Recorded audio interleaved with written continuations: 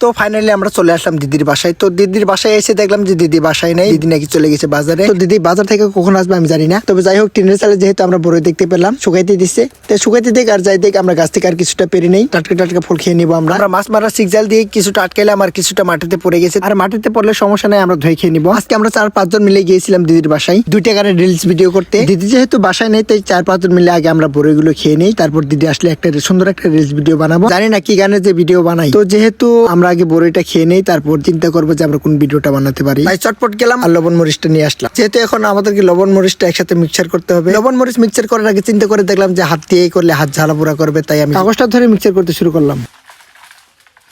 আর বড়ে পারা শেষ না হইতে হইতেই গেছে আর একজন তিতুল পারতে। তো যেহেতু গাছে অনেক তিতুল দেখা যায়, কিন্তু ভাবছিলাম কাঁচা, কিন্তু কাঁচা না, সবগুলি পাকা ছিল। আমরা বাড়ি উঠানে না বসে চলে আসলে পড়লাম নাড়া খেতে, কারণ এখানে বড়ের বেশি পড়লে সমস্যা নেই, কিন্তু বাড়ি উঠানে পড়লে কিন্তু পায়ের মধ্যে কেঁচা লাগবে আর ময়লাও হবে। এর জন্য আমরা নাড়া খেতে চলে আসলাম। আর একজন তিতুল পারতে পারতে হয়রানি হয়ে আমাদের সামনে চলে আসলো, তবু আমাদেরকে দিয়ে খাচ্ছে। আমাদের গ্রুপে ওইরকম লোক নেই যে পকেটে ভরে নিয়ে যাবে বাসায়।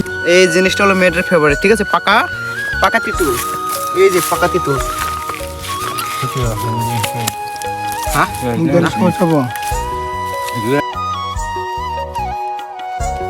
আর এখন আমাদের খাওয়া প্রায় শেষ। খাওয়া শেষ না হইতে হইতে দিদি আবার চলে আসলো আমাদের জিনেগিতে বাজার থেকে। তারপর দিদিকে জিজ্ঞেস করলাম যে আজকে ভিডিও করবা কিনা, তো দিদি বললো হ্যাঁ করবো, সমস্যা নেই। তো যেহেতু সময় আছে ভিডিও করার, এখন বাজে প্রায় 4টা, আর ভিডিওটা এই পর্যন্তই ছিল। এখন আমরা চলে যাবো ভিডিও করতে সরিষা খেতে।